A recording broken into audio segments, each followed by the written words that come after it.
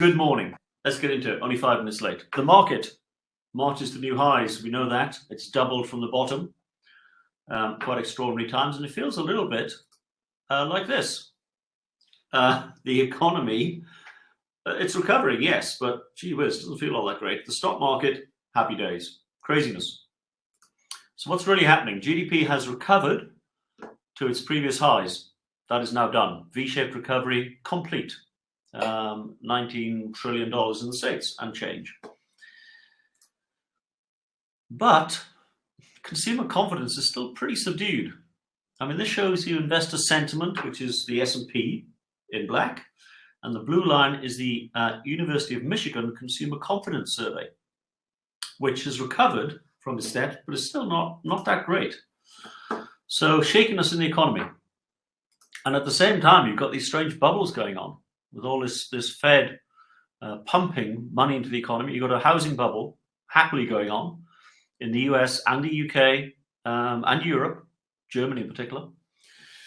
So that's kind of weird. And we're now at house prices which are the same or in excess of what they were in the last housing bubble. Look at this, years of saving an average income to buy an average house, 7 years now. Same as 2010, same as the dot-com bubble in 2000. Bit worrying seeing these inflationary bubbles. And people are saying, this is a bad time to buy a house. And again, University of Michigan, people are saying houses are now too expensive, cars are now too expensive. So inflation is having an effect. And let's look at inflation again. As you know, I'm worried about inflation. And we're seeing inflation kind of everywhere.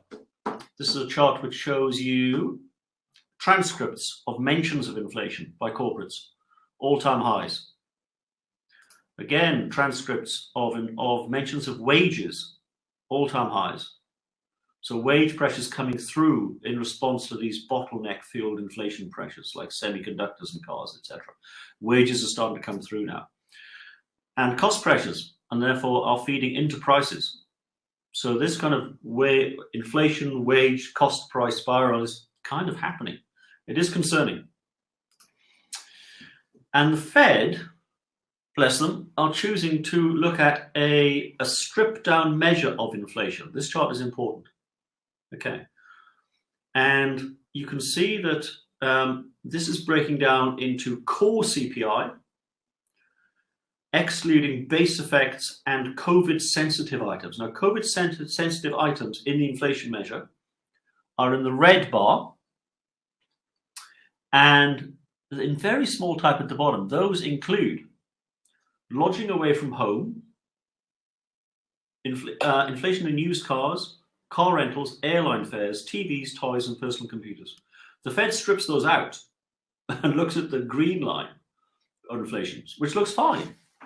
But 4% inflation is not fine. And as you can see on this next slide, those sensitive items, rental cars, 80% inflation. Gasoline, which you need to lodge away from home, 50% inflation. Airline fares, 25% inflation. Public transport. So I don't know. They seem to be looking at a convenient inflation measure to me. Again, a little worrying. I am increasingly worried about inflation globally, not in South Africa, by the way. And the Fed is also saying that this surge in money supply is okay because the velocity of money is not going to recover. So this chart shows you money supply soaring away, GDP at the bottom in gray, kind of recovering. So money supply in excess of GDP generally means inflation, as long as that money circulates in the economy. And this velocity of money chart shows you that back to 1950. So the velocity of money has been coming down, but you can see how it fell off a cliff at the end in 2020. Because people were at home, they just weren't spending money. So the velocity of money collapsed. The Fed is betting it won't recover. My bet is it probably recover. Certainly partly recover. And therefore all this money supply will start rotating through the economy and it'll feed through into inflation. So I think the Fed is missing a trick here, I must say. In terms of the market, this chart shows you where the market returns come from. Which is split into multiple expansion and earnings expansion. Okay, so for example, in 2020, multiple expansion in the dark green, the price earnings ratio went up a lot in 2020. The market recovered. Earnings went down, the green bar. 2021 on the right, it's all been about earnings. So we've had a big earnings recovery. Will that continue? At a time when the next chart shows you, this is Citibank's Economic Surprise Index. Okay, so you can see it collapsed in the crash, recovered very sharply. So economic conditions improving, and you can see how it's waned away till now. So you're seeing some faltering in the economy at a time when you've got inflation. And you've got, this is the ARK ETF, which is run by Cathie Wood, who's become very famous in the States. This is an ETF which holds the racy technology companies, the dot-com bubble type of companies, Tesla, etc.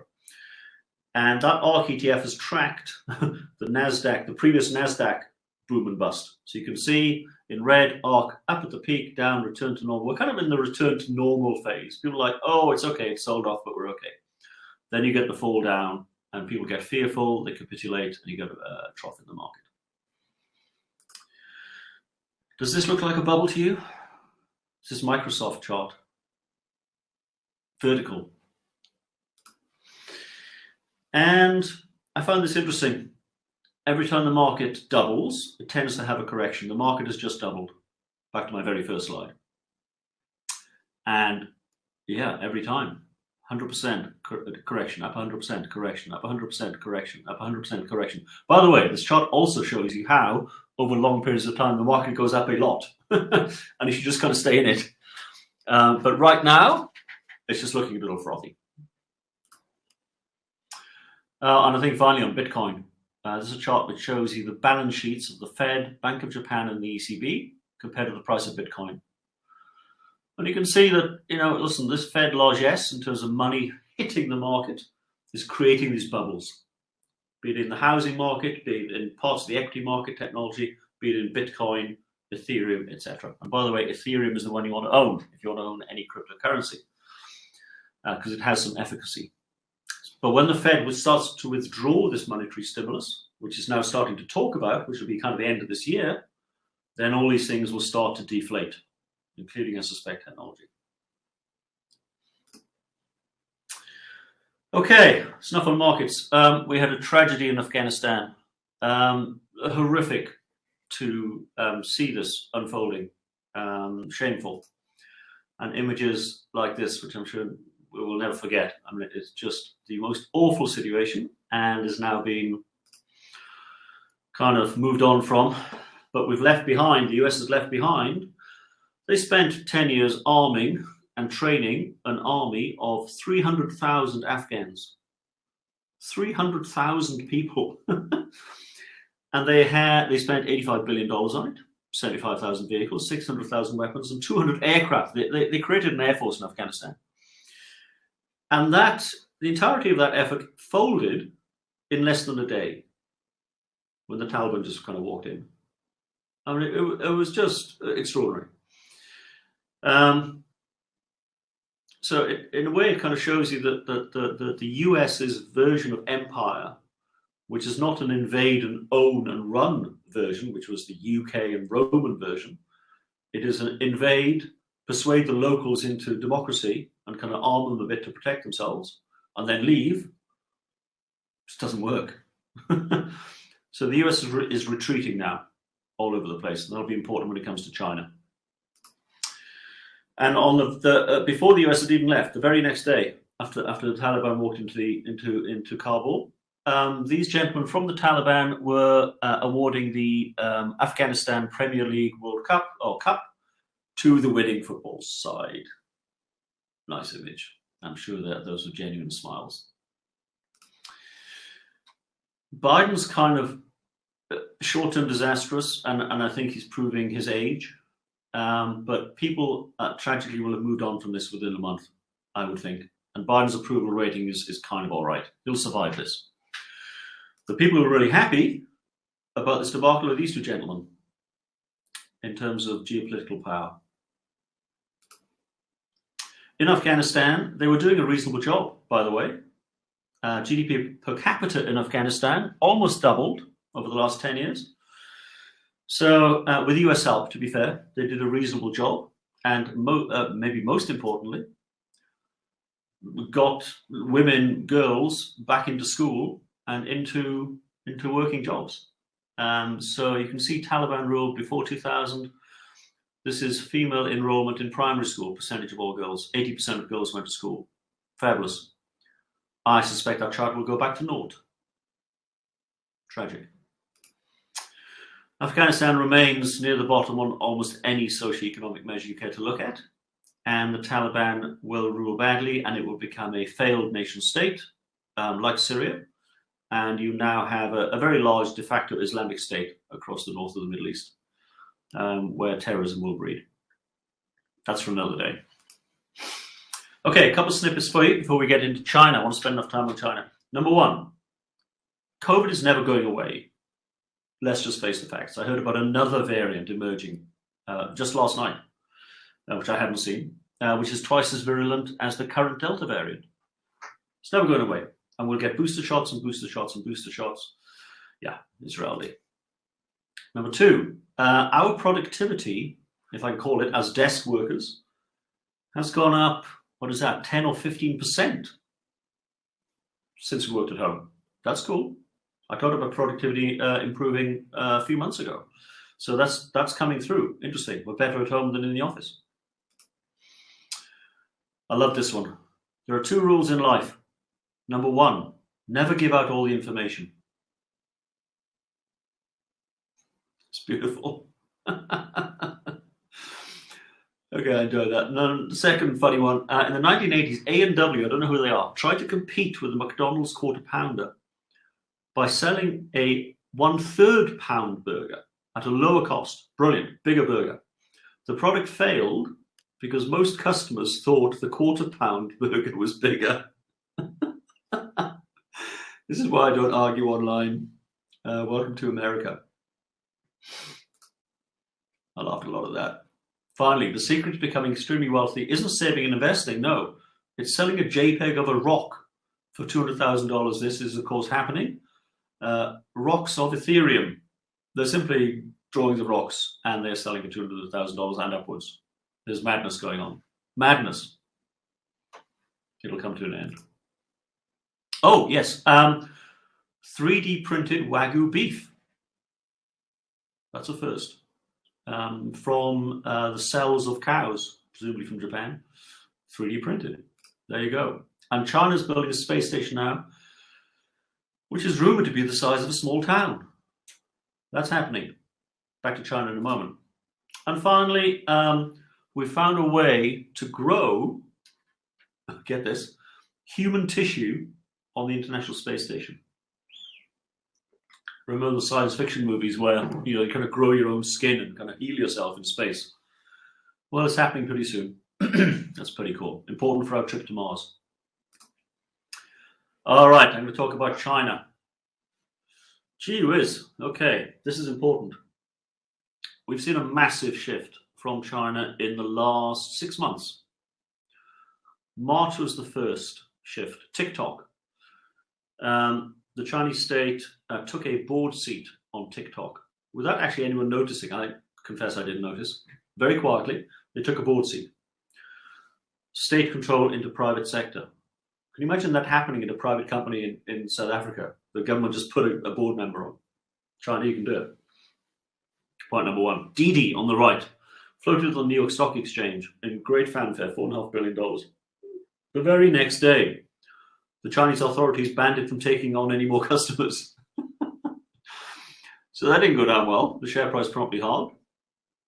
Alibaba in the middle and bottom right, Jack Ma. Jack Ma mysteriously disappeared for, I think it was 3 months. No one knew where he was. He got too big for his boots, kind of Russian style. Started questioning the state. Take him away. He's back now, but he's a little quieter than he was. Ant Financial was a massive IPO coming out of Alibaba. Huge kind of fintech play, $80 billion market cap. The state blocked it. Come back to why in a minute. Private education, the latest. So private education in China, massive innovation, online education, huge companies being built, very innovative, fabulous stuff. Same happening kind of all over the world, but China were really leading it. And the Chinese state just said, actually, you're not going to be allowed to make any profits anymore. You're all going to become NGOs, which is basically charities, and you're banned from making any profit. So the share prices promptly fell by 95%, as you would expect. And that game is over. They've now become effectively state-owned. So there's a thread here, which is terribly important. I put NASPAS in there because it's obviously important to the NASPAS share price in South Africa, which has suffered from all this.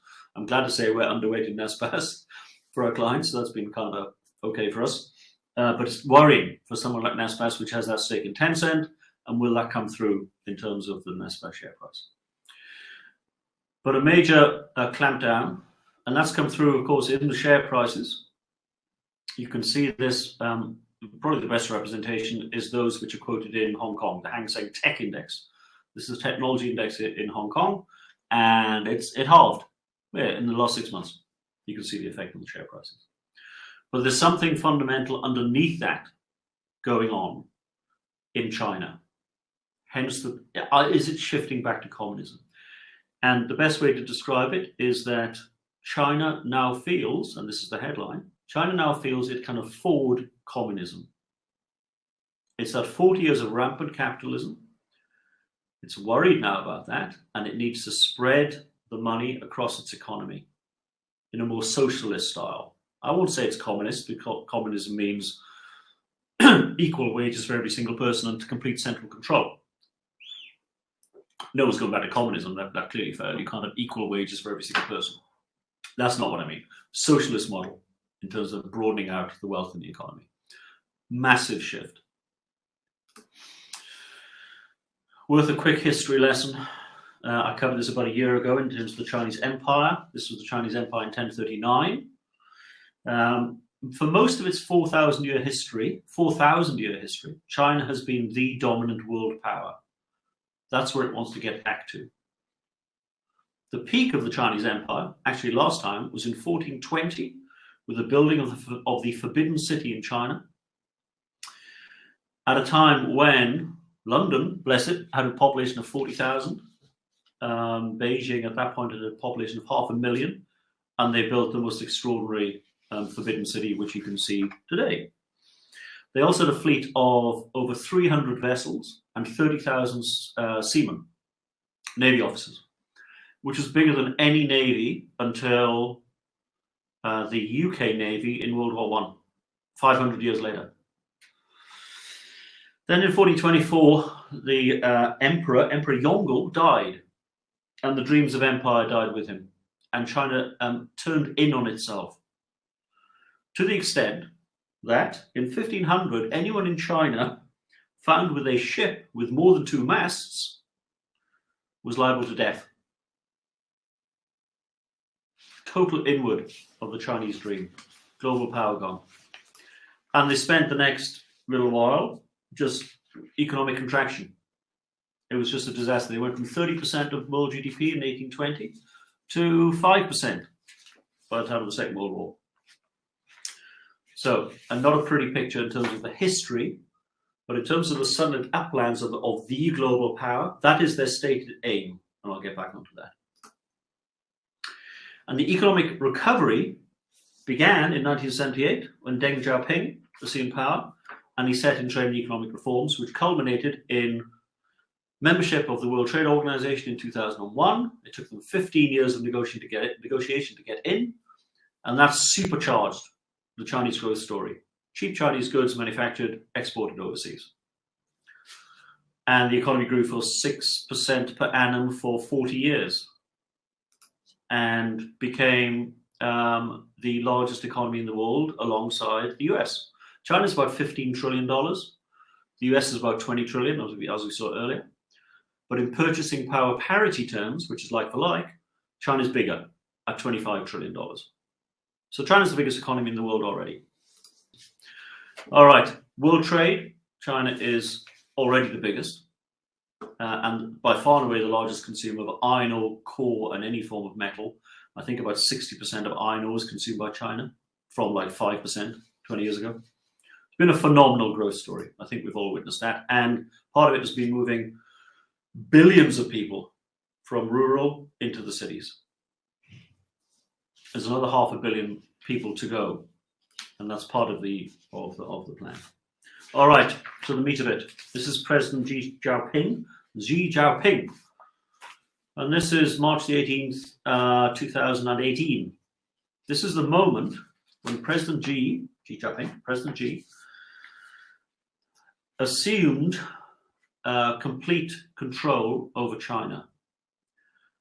It was at this point that the normal cycle of leadership change got dropped, which meant that President Xi could rule forever until he died, as Chairman Mao did. Hadn't been done since Chairman Mao.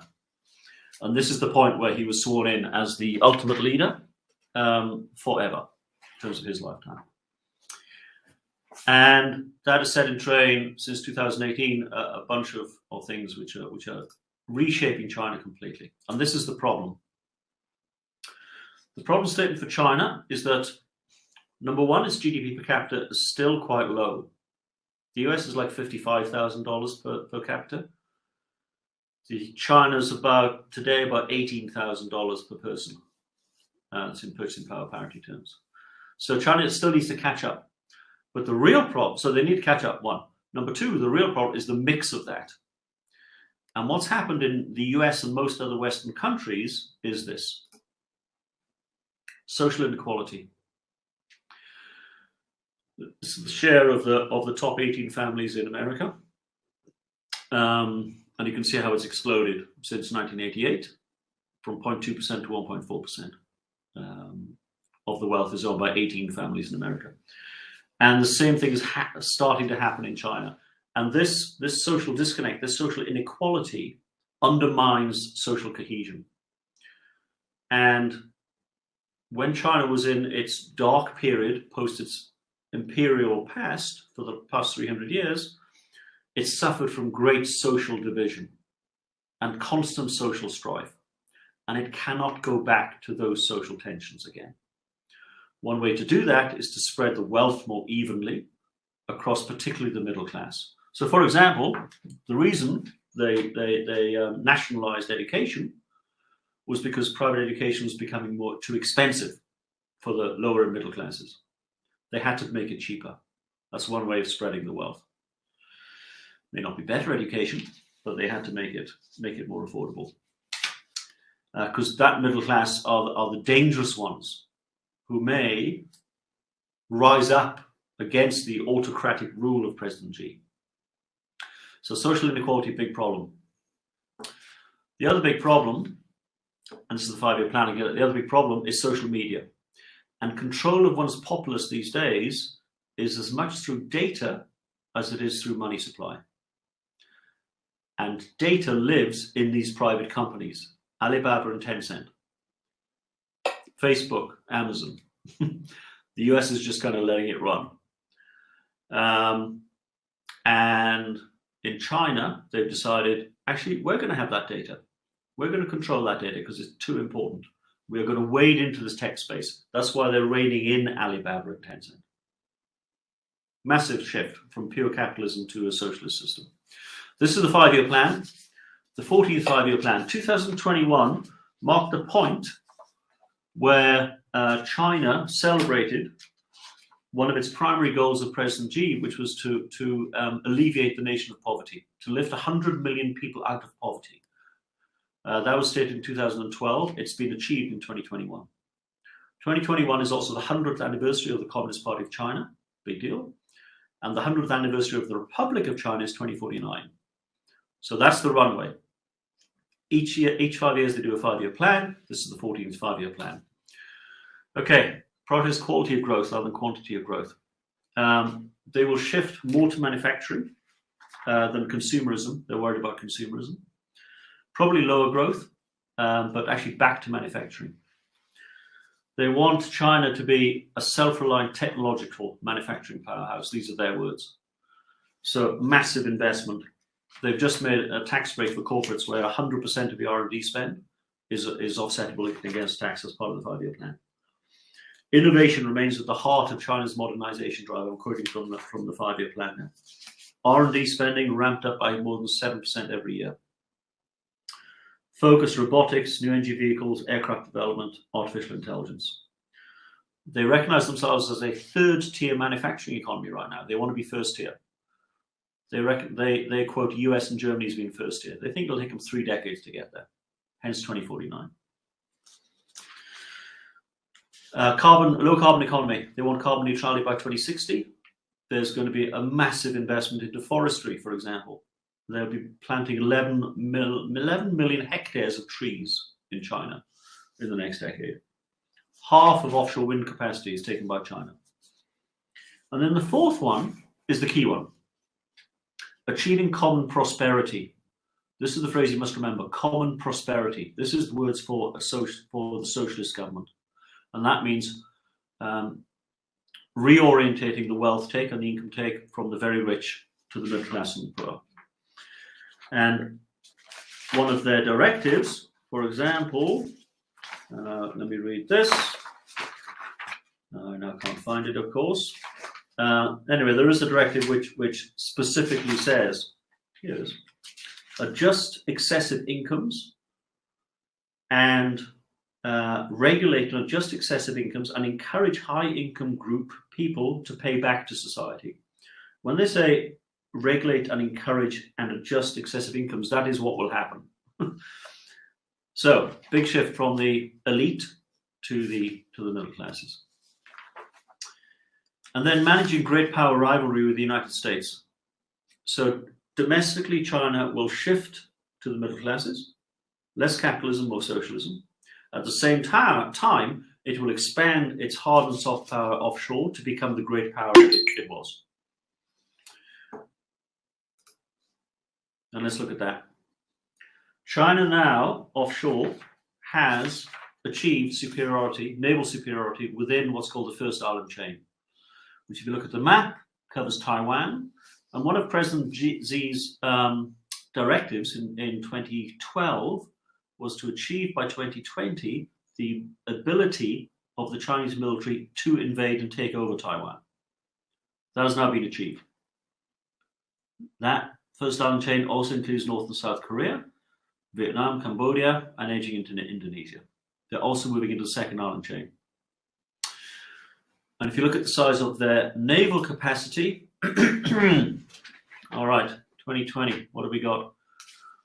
4 ballistic missile submarines, 7 nuclear power attack submarines, 55 diesel attack submarines, 43 destroyers, and 102 frigates. It's 360 strong compared to the US in that area of 297. So China's dominant in its local and regional waters now. It doesn't have the capacity yet, because it doesn't have the aircraft carriers, or indeed the offshore ports and military ports, to dominate in any way globally compared to the US. But it wants to build that out. And part of that reasoning is behind the Belt and Road Initiative. I talked about this before. This is an $8 trillion investment, which will run till 2049, where it will supply and build infrastructure and trade routes along the old Silk Road, the ancient Silk Road trade routes in its heyday when it was a global power, into Africa, into Asia, into Europe. Think about the empire chart I showed earlier. And these road routes, rail routes, and maritime routes, you can see. I mean, those go through 68 countries. That's 2/3 of the world population will be covered, and half of world GDP. So Chinese influence will physically expand to create, again, the great Chinese empire. So this is all happening right now, and I'm looking for the direct quote from the 5-year plan. Here it is. With a particular focus on raising the well-being of the Chinese people and ultimately restoring the country to its past historical greatness on the world stage. That's the plan. That's the Chinese dream, quote unquote. And by the way, Hong Kong is done. They're putting in place pro-Beijing leaders in terms of the electoral committee, which choose the leaders of Hong Kong. So forget democracy or any kind of pretense of one nation, two models. Hong Kong is done. Taiwan, I suspect, will be done. Geopolitical tensions. Almost at the end. Three things to tee up that geopolitical tension. These are the three diplomatic demands which China's made of the United States. Very clear. Very simple and very clear. The US must not challenge, slander, or even attempt to subvert the path and system of socialism with Chinese characteristics. Socialism with Chinese characteristics, very interesting. The US must not attempt to obstruct or interrupt China's development process.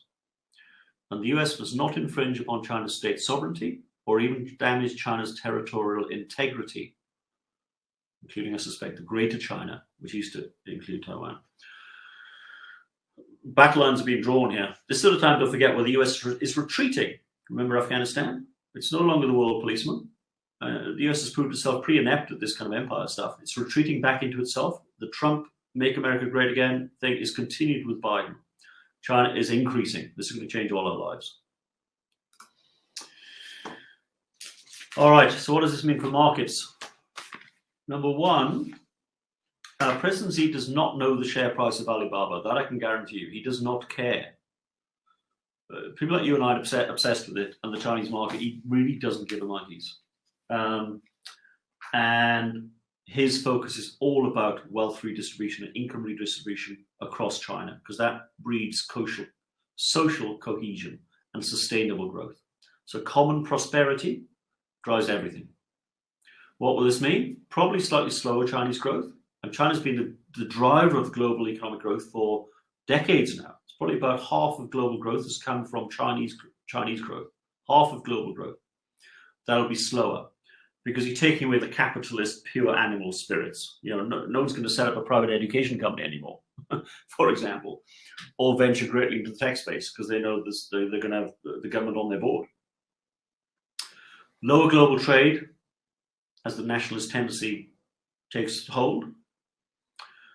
More sustainable, that should read more sustainable Chinese growth, not climate growth, maybe climate growth as well. More sustainable Chinese, this could be a more sustainable model. If the Chinese get this right, have a mix of capitalism, authoritarian rule, and social cohesion, and less social inequality, gee, that's a powerful model.